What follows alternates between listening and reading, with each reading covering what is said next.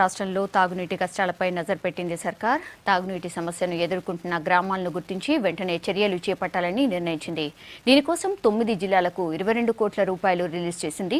గ్రామాల్లో సమస్యను తీర్చే బాధ్యతను కలెక్టర్లకు అప్పగించింది సర్కార్. ఎండలు దంచుకొడుతున్నాయి. 2 ఏళ్లుగా రాష్ట్రంలో కరువు పరిస్థితి నెలకొనడంతో గ్రౌండ్ వాటర్ పాతాళానికి పడిపోయింది. రాష్ట్రంలో నీటి కష్టాలు మొదలయ్యాయి. పట్టణాలతో పాటు గ్రామాల్లో కూడా తాగునీరు దొరకడమే కష్టంగా మారింది. దీంతో రాష్ట్రంలో తాగునీటి కష్టాలపై దృష్టి పెట్టింది సర్కార్. సమస్యను పరిష్కరించే దిశగా చర్యలు చేపట్టింది.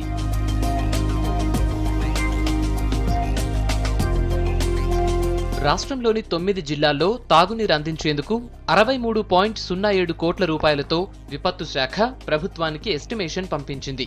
దీంతో విడతల వారీగా డబ్బులు రిలీజ్ చేస్తోంది సర్కార్. మొదటి విడతగా 40,57,00,000 గతంలో విడుదల చేసింది. ఇక రెండో విడత కింద 22,50,00,000 మంజూరు చేస్తూ ఉత్తర్వులు రిలీజ్ చేసింది. ఈ డబ్బులతో హైదరాబాద్ మినహా రాష్ట్రంలోని 9 జిల్లాల్లో తాగునీటి సమస్యలపై చర్యలు తీసుకోవాలని కలెక్టర్లను ఆదేశించారు సీఎం కేసీఆర్.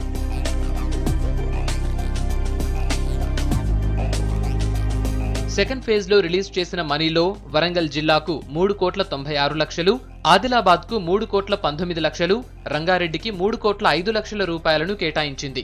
మరోవైపు కరీంనగర్ జిల్లాకు 3 కోట్లు, మహబూబ్ నగర్ కు 2,99,00,000, మెదక్ జిల్లాకు 2,40,00,000, నల్గొండ జిల్లాకు 2,22,00,000, నిజామాబాద్ జిల్లాకు 1,16,00,000, ఖమ్మంకు 49,00,000 కేటాయించింది.